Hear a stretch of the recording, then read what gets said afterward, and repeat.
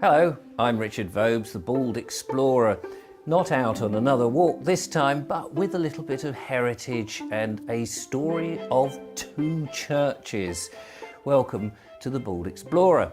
Well, as you know, the winter is coming and we're going to be doing some outside when the weather is good, and we're going to be doing some inside when the weather is bad. And today happens to be a day when the weather is a bit grim. Tried to do some filming earlier on, managed to get some stills, which I shall include in today's episode, but haven't been able to do any great filming. However, hoping to do some pretty soon, so we'll be out and about, a mixture. So where am I? At the moment I'm up in Shrewsbury, and I come up to Shrewsbury quite regularly to see my partner Harriet. So I live in Worthing, she lives in Shrewsbury. That's a 230-mile distance. I know the M40 pretty well. Yeah. Anyway, Shrewsbury is a lovely town with lots of history, and it's encircled by the River Severn into a very large horseshoe shape, which is makes it curious really, because the horseshoe shape sort of faces the Welsh side of the town, meaning that it was a fantastic barrier against the Welsh invaders going back to the sort of Middle Ages. Anyway, so my story starts in the Middle Ages, because there was a church, very old church, a very renowned church, it's now called Old St. Chad's, but it was originally the Church of St. Chad's. And it was built probably as a Saxon church originally, but in the Middle Ages it became the private church, I think, of the Bishop of Lichfield, and a collegiate church.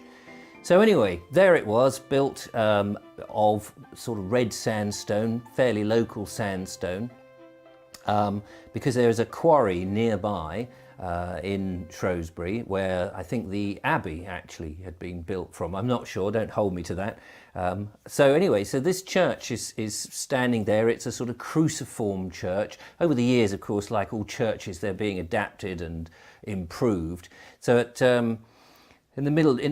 I guess by 1200, it was a sort of cruciform church, it's cross-shaped, with a great big tower, an impressive tower, and a large number of bells inside that would be rung. Of course, you know, that's what churches do. There's a number of churches in Shrewsbury. St. Mary's, which is a little bit higher actually, and I did a story about Robert Cadman, who was on a rope across from the tower of St. Mary's down to a place called Gay Field on the other side of the river, and he was a steeplejack who came to a tragic end. Anyway, check out that. I'll try and put a link to that on the screen for you as well.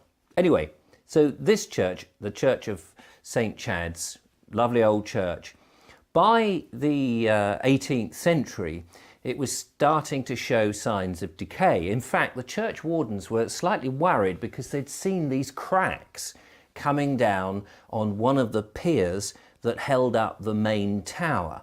Now, there's a lot of weight up above, and also there's the nave with its timber roof, and that was also looking a bit rotten. But they were more worried about these cracks. So at the time, at that point, around about 1788, Thomas Telford, who was then the county surveyor, he'd just started his job really, it'd only been about a year being the county surveyor.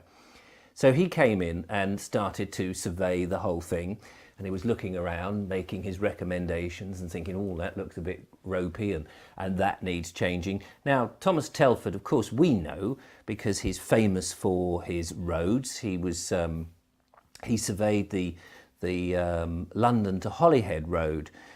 He also built churches, but he also built bridges. That was one of his claims to fame. He built bridges. But so he, and of course the Caledonian Canal, I think, up in Scotland. Anyway, so he came in, he had a look round, and his recommendation was, he said, look, this tower is on very shallow foundations, and in fact you've been digging graves very close to the tower, and that has weakened the whole structure. There's so much weight, it's top heavy, and you've been digging these graves, pits, which has undermined the structure of the shallow foundations for the tower. So what you need to do is, and all this woodwork at the top, that's all rotten. You've got to get rid of that. The roof has got to be changed. All those timbers have got to come down. And what I would do is take that roof off, take the bells down, and then underpin the tower, and you've got a chance of saving it. Well, the church wardens, of course, got together and they thought, blimey, this is very expensive. We're not going to do this. There's got to be another way we can get round this. Surely there's got to be another way. And so they got in a local stonemason, and he came in. He said, "Oh yeah, that'd be all right. I'll underpin it a bit and slap a bit of cement down there, a bit of lime, a few stones. It'll be fine. Don't worry. You don't need to take the roof off or take the bells out. It'll be all right. It's stood here for hundreds of years, hasn't it?" You can kind of imagine the conversation going on. So that's what they did, and he got on with it. He got the masonry in there, and he underpinned or did whatever he did as a stonemason did, and it made it look nice, and everyone was happy.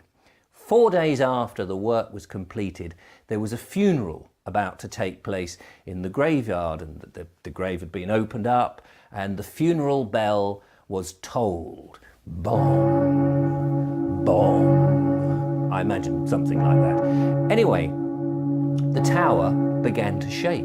These big, beefy bells were vibrating, and the tower was shaking and wobbling, and everybody was slightly worried, and so it was quickly abandoned. Abandoned, does it when people run out? Everyone escaped from the church, fearing that it was going to come down because it was really vibrating quite heavily. Well, it didn't come down, and everyone was relieved, going, "Oh my goodness, fantastic. Our evacuation was unnecessary."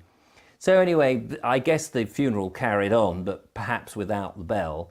But that night, in the middle of the night, well, in fact, early in the morning, the next morning, about 4 o'clock, the town was awoken by this enormous rumble, almost as if there had been an earthquake. Yes, you've guessed it, the tower had collapsed. It had all come tumbling down.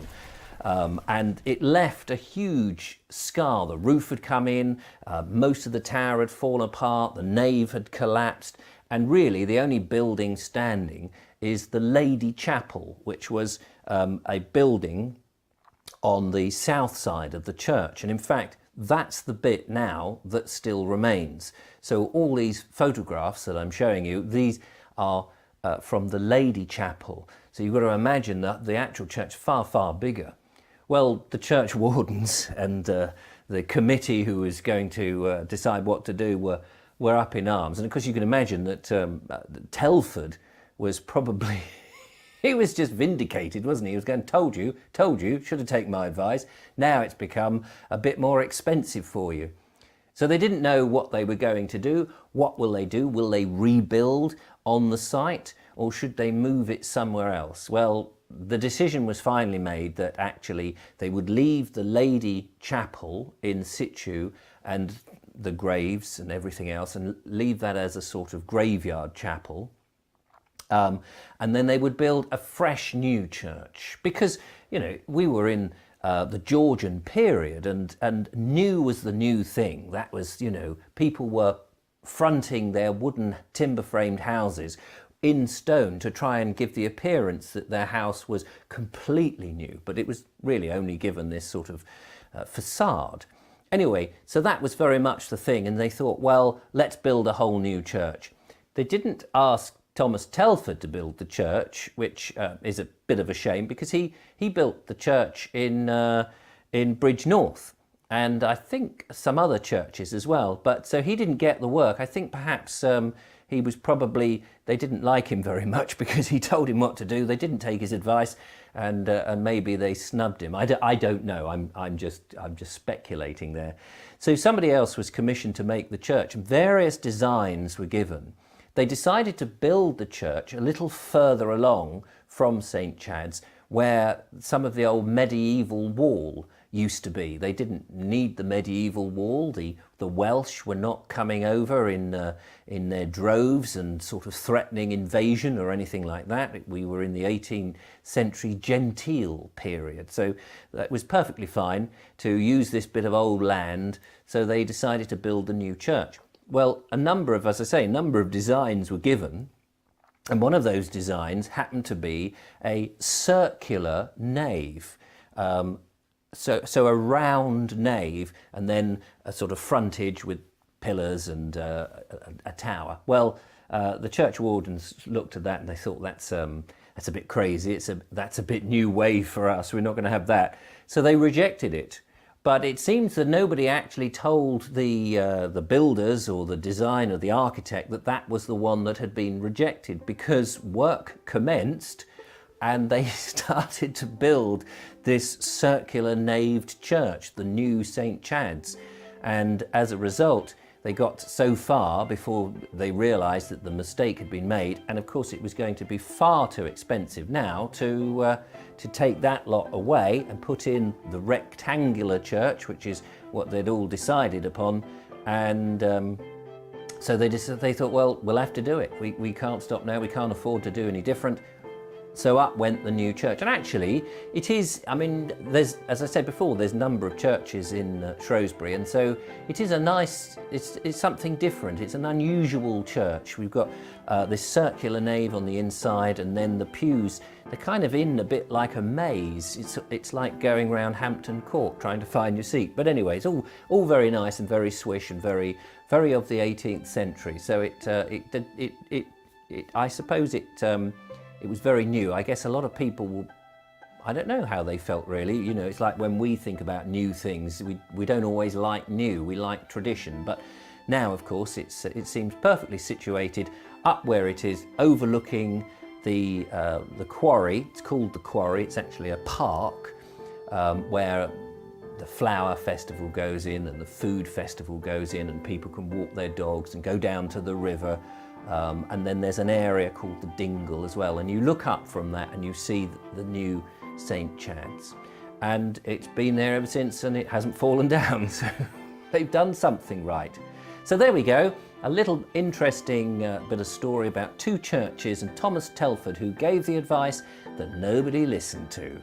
Anyway, I hope you'll join me again when I go out, possibly on another walk, or bring you another bit of heritage or something else, bit of fun. So until then, thanks for watching. Don't forget to subscribe or leave a comment, and I'll see you on the next one.